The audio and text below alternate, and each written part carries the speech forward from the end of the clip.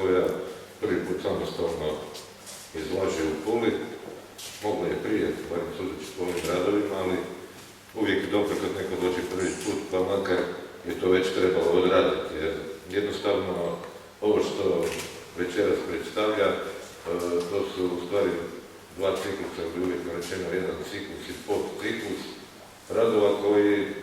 de facto mnogo govore o svemu čime se autorica do sada bavila,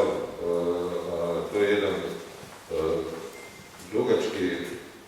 vremenski period, jedan opus koji je varirao od nove slike pa do ovog ovdje, a nije imao te tragične neke pomake, nego jednostavno tekao i pretakao se iz jedne teme u drugu.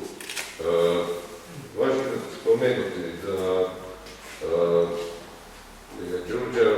tražila uvijek jednu osobnost, da nije podilazila onom što je bilo trenutno na tržištu, osim možda u tom prvom trenutku kad su svi umjetnici krenuli sa varijacijama nove slike, ali onda je već to bilo nešto drugačije, jer je to bilo neka fantazmagorična, tropska sugestija vrlo jaka, a kasnije je krenulo prema jednom profilnom simbolizmu koji se nije mogao distancirati ni od mističnosti, mistične poruke koje u sebi nosio. To se vidjelo u njenim radovima negdje 80-ih godina, kada sve češće se okreće ekološkim pričama, kada simbol i znak postavlja kao osnovne subjekte svojih slikarskih kompozicija i kada je evidentno da je prisutna jedna zen filozofija koja ju pokreće i koja je, kad je otišla u Kinu, se pokazala kao vrlo produktivna. Jer u Kini, gledajući i njihove slike i crteže na režimnom papiru, gledajući njihovu utilitarnu, estetsku i simboličnu kaligrafiju, vidjela da je u stvari to ono što je ono natukama do tada pokazivala i jednom snažnom izložbom u Zagrebu po povratku sjajno objedinila i zapadnu tradiciju kao i istočnu kulturu, radeći niz slika sa prepoznatljivim motivima, sa neodustajući od onog što je vlastitog prosedera, koji je i dalje bio jedna priča znakova, priča simbola, priča te mističnosti, sa, kažem, u komponiranim tim istočnim elementima, najčešće u obliku žiga, u obliku pečata, koji ima te kaligrafske elemente. Naravno da to nije bilo dovoljno, nego krenulo se i dalje radili su se na ličnom papiru dosta njih kako bi se približila i tekstura i sama jedna određena, da se zaokruži ta jedna određena priča, a isto tako je tu bilo ponovo dosta i minimalističkih tih znakova, kao i njena naglašena gestualnost. Taj spoj možda nije baš svakodnevan, međutim, kao što i pokazuje, što možete ovdje vidjeti u ovom ciklusu, ta gestualnost je na neki način karakteristika Đurđinog rada od tada pa na ovamo, jedna gestualnost koja mene u ovim rolama podsjeća na onu gestu, Jermanovu gestu koju rade sa svjetlom, isto tako na ovim formatima, u fotolaboratoriju, to isto nije isto naravno, nego slično radi Đurđa sa svojim gestama, sve to proizlazi iz jednog konceptualističkog pristupa, iz jedne jake teze onoga što je trag, što je slika, što je podloga, što je nanos. Dakle, jedan kontinuitet koji se ne samo manifestira u finalnom produktu, nego i u jednom kontinuitetu, u jednom stvaranju, u jednom rađanju cijele te znakovitosti. Ako ćete prići bliže razvojima, pogotovo u rolama, vidjet ćete da su to u stvari uzroci tapeta, uzroci sa old-timerima, gdje Đurđa ponovo govori kao jednom ciklusu o tom srazu zapada i istoka, jer jednostavno taj procede je, naravno, istočnog, neću reći istočnog porijekla, nego pod utjecajem slikarstva, ali tu u toj gesti se pronalazi i solaž, tu nalazimo i neke Hartundovske crteže i svega ostalog što je produkcija zapada i mislim da taj jedan spoj koji autorica radi od tamo 80. godina pa do sada, da sada kulminira upravo ovim što je predstavljeno ovdje i da na najbolji način predstavlja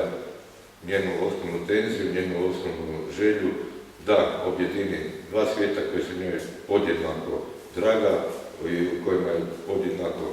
i kao nasljeđe i kao import preuzela i sa svojom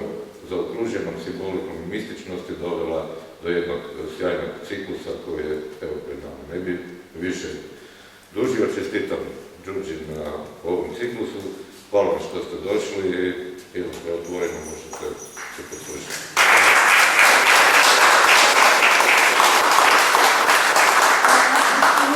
Nećemo duljiti, ako smijem samo bi htjela zahvaliti Mladenu Vučiću, jer iako sam ja radila ove slike, ali on je napravio ovu izložbu jer je to njegov odabir, pomogao mi je da očistim misao šta prezentirati i o tome sam mu jako zahvalna i bez njega ne bi to ovako dobro izgledalo, osim toga jako lijepo je govorio o meni. Hvala tebi. Ćao.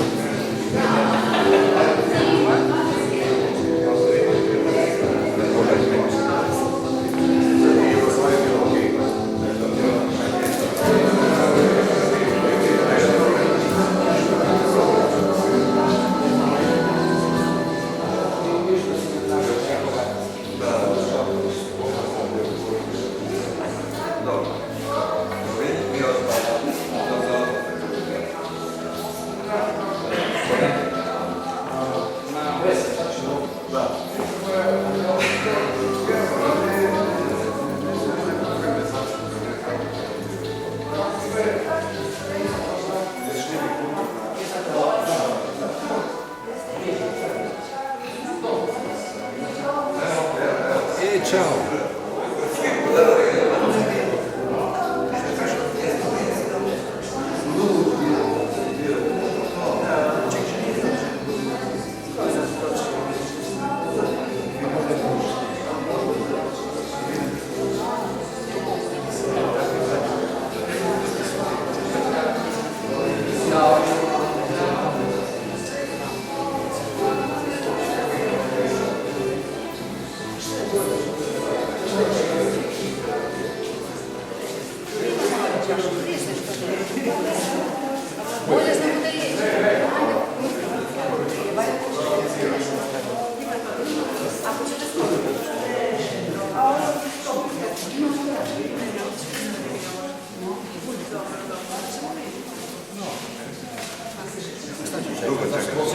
Koga da čekam?